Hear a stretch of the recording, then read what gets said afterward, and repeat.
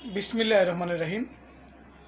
গতকাল বিএনপির ভারপ্রাপ্ত চেয়ারম্যান জনাব তারেক রহমান ঢাকা সোহরাওয়ার্দী উদ্যানে জাতীয় শিক্ষক কর্মচারী ঐক্য জোটের সমাবেশে খুবই গুরুত্বপূর্ণ এবং আগামী দিনে শিক্ষকদের জন্য কী করতে চান তা নিয়ে তিনি আলোচনা করেছেন। সেখানে তার বক্তব্যের চুম্বক অংশগুলো আমরা তুলে ধরব। এর আগে আমরা আপনাদের জানাতে চাই, শিক্ষকরা তাদের দাবি দেওয়া নিয়ে বিভিন্ন সময়ে আন্দোলন সংগ্রাম করেছিলেন।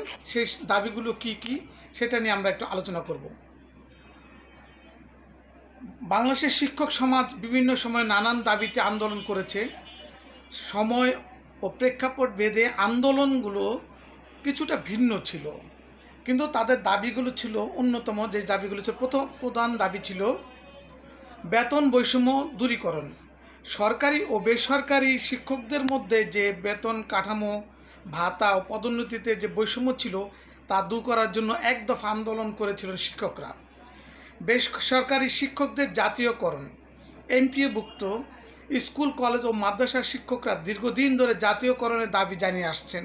গতকালকে সোহরাওয়ার্দী উদ্যানে এই দাবিটা প্রধান দাবি ছিল। নতুন বেতন স্কেল ও বাড়তি ভাতা। 2015 সালের পর অষ্টম পে স্কেলের পর শিক্ষকরা নবম বা দশম পে স্কেলে অন্তর্ভুক্তি দাবি করেন, যেটা তাদেরকে অন্তর্ভুক্ত করা হয় নাই। এছাড়া ঘর ভাড়া, চিকিৎসা ভাতা, উৎসব ভাতা বৃদ্ধির দাবিও করেন। শিক্ষক নিয়োগে স্বচ্ছতা ও পদোন্নতি। NTRCA নিয়োগ প্রক্রিয়ায় জটিলতা, বিলম্বে অনিয়মের প্রতিবাদে আন্দোলন করা হয়। পদোন্নতি নীতিমালা সংস্কারের দাবি তোলা হয়। প্রশাসনিক হয়রানির স্বীকৃত সমস্যা দূরীকরণ, এমপিও অনুমোদন, ইনক্রিমেন্ট বন্ধ ও প্রশাসনিক জটিলতার প্রতিবাদে আন্দোলন হয়। অবসর সুবিধা ও পেনশন নিয়েও আন্দোলন হয়। এই বিষয়গুলি যখন তারেক রহমান সাহেবের কাছে উত্থাপন করা হয় ওইখানে মিটিংয়েও, সেখানে তিনি তাদেরকে আশ্বস্ত করে বলেন, বিএনপি ক্ষমতা আসলে শিক্ষকদের চাকরি জাতীয়করণে উচ্চ পর্যায়ে কমিশন গঠন এবং শিক্ষা কারিকুলাম ঢেলে সাজাতে শিক্ষা সংস্কার কমিশন গঠন করা হবে। 1 নম্বর তিনি বলেছেন। 2 নম্বর তিনি আরও বলেছেন, আরও শিক্ষা প্রতিষ্ঠান এমপিওভুক্ত করার কথা বলেছেন। এছাড়া আপনাদের এইসব সংগঠনের বাইরে আরও শিক্ষকদের সংগঠন রয়েছে, তাদেরও দাবি দেওয়া আছে। বিএনপি যদি রাষ্ট্র পরিচালনার সুযোগ পায় তাহলে সেই দাবি অনুযায়ী শিক্ষকদের আর্থিক নিরাপত্তা ব্যবস্থা ইতিবাচক করার জন্য উচ্চ পর্যায়ে কমিশন গঠন করবেন। তিনি বারবার বলছেন যে শিক্ষকদের সব দাবি, মানে যে যৌক্তিক দাবিগুলো কমিশন গঠনের মাধ্যমে তিনি এগুলি নিরসন করবেন। একই সঙ্গে প্রচলিত শিক্ষা কারিকুলামকে ব্যবহারিক ও কারিগরি শিক্ষা প্রদানের ঢেলে সাজাতে অগ্রাধিকার ভিত্তিকে তিনি আরেকটা শিক্ষা সংস্কার কমিশন গঠন করতে চান। ওই যে বললাম, তিনি শিক্ষা সংস্কার কমিশন গঠন করে এই জিনিসগুলি করবেন। সবচেয়ে মজার এবং সবচেয়ে ভালো যে জিনিসটা তিনি করেছেন, শিক্ষকদের শুধু আর্থিক না, তাদের যে সামাজিক মর্যাদা, তাদেরকে যে সামাজিক সম্মান, এটা ফিরিয়ে দিতে তিনি তার একটা পরিকল্পনার কথা জানান। পরিকল্পনার কথাটা কি?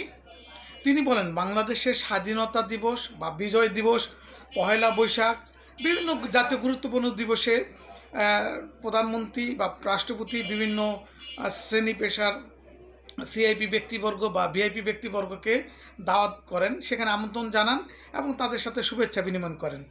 তারেক রহমানের একটি পরিকল্পনা হলো, আগামীতে যদি সরকার গঠন করে, তারেক রহমান অতিথির তালিকায় অবশ্যই প্রাথমিক এবং মাধ্যমিক স্কুলের কমপক্ষে একজন করে শিক্ষককে আমন্ত্রণ জানানো হবে।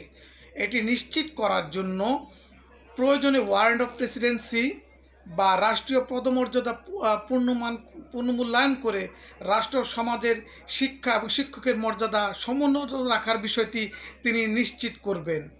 তিনি মনে করেন, শিক্ষকদের সম্মানজনক অবস্থানে যদি নেওয়া হয় এবং তাদেরকে সেখানে বিচরণ করা হয়, তাহলে কোমলমতি শিক্ষকরা তাদের প্রিয় শিক্ষকের এই মর্যাদা দেখে তাদের মনে একটি ইতিবাচক প্রভাব ফেলবে।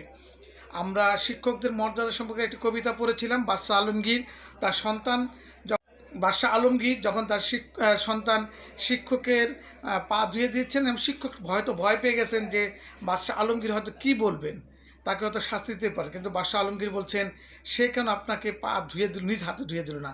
এই যে শিক্ষকের মর্যাদা, এই মর্যাদা শহীদ রাষ্ট্রপতি জিয়াউর রহমানের সন্তান, দেশনায়ক বেগম খালেদা জিয়ার সন্তান, মানুষের বর্তমান কণ্ঠস্বর তারেক রহমান শিক্ষক দেশের মর্যাদা দিতে চান। এটাই একটা সম্মাননা, টাকার বিনিময়ে হয়তো সম্মাননা পাওয়া যাবে না। আমরা বিশ্বাস করি আগামী নির্বাচনে এই শিক্ষকরা বিএনপির পক্ষে থাকবে। আর সবচেয়ে বড় কথা, আগামী নির্বাচনে এই শিক্ষকরাই পোলিং অফিসার হিসেবে দায়িত্ব পালন করবেন।